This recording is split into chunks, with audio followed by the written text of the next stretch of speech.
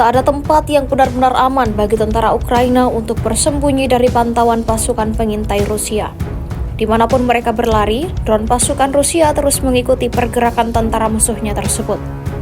Baru-baru ini beredar sebuah video di media sosial Telegram pada Jumat 21 Juni 2024. Tepatnya di sebelah barat Avdiivka, tentara Ukraina yang menetap di sebuah rumah terbengkalai terdeteksi oleh UAV Rusia. Pejuang Ukraina itu diketahui ingin melakukan pengawasan dari dalam rumah tersebut, tetapi mereka kurang beruntung. Serangan pasukan Rusia seketika mengubah rumah itu menjadi tempat yang penuh dengan api. Seperti yang terlihat dalam rekaman, militer Rusia meyakini tentara tersebut tidak dapat mempertahankan nyawanya.